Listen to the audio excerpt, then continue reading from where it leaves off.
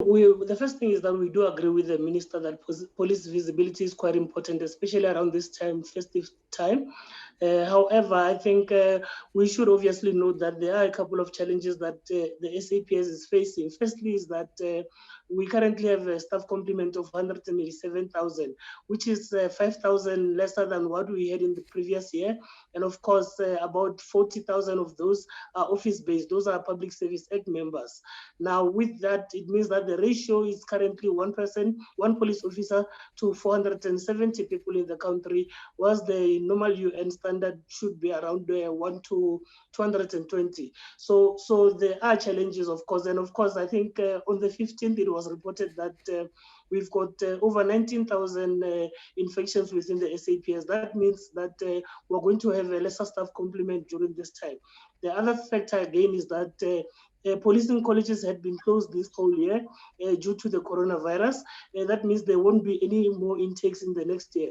There are considerations, of course, to get some of the reservists on board in the next year. However, that is a challenge because we are having less than 140 staff complement, which has to look after a population of 58 million. So that is going to be quite strenuous for police. It's going to be taxing, of course, and the fact that there are hotspots that have to obviously be looked into as well will obviously drain a lot of police. The morale is quite low as well.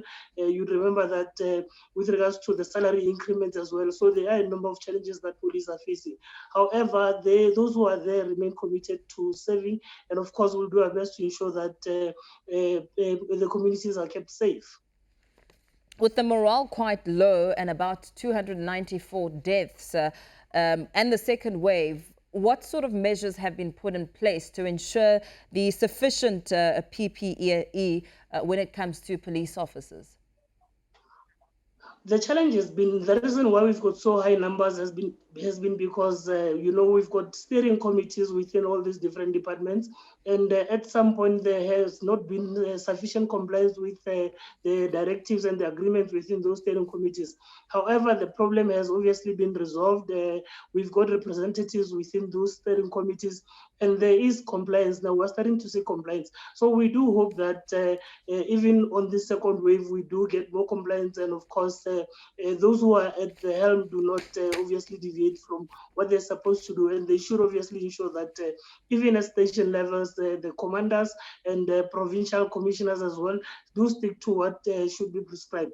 I think had it been that we had complied from the beginning, we would not have had so many infections within the SAPS. So we are keeping them in check. We are closely working with the minister and the department in ensuring that everybody complies.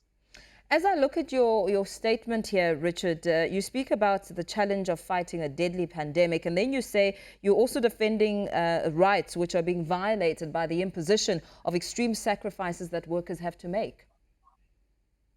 No, most definitely. You remember that there are agreements which had been signed. Workers were expecting to get salary increments this year. That has not happened. And of course, recently, the appeals court has obviously went back on that. So there are a number of challenges that our members are facing. And of course, the fact that the SAPS budget has been on a decline as well. So a lot of people obviously losing their jobs. And of course, their livelihoods, prices keep increasing on a daily basis and they cannot sustain their livelihoods. And what are you doing as a union to keep your members going? Look, we obviously encouraging them, but as well, we are in engagements with different parties, stakeholders, the SAPS as well, government. Some of the things that had not been fulfilled are things that we're going to pursue. We're not going to just leave it here. For example, with the salary increment as well, we are going to meet with the Joint Mandating Committee, and we're looking at finding better ways of ensuring that something is really given. Very well. Thank you so much for your time. POPCRU spokesperson Richard Mamabolo speaking there about police safety over the festive season, a number of concerns that are within the policing department.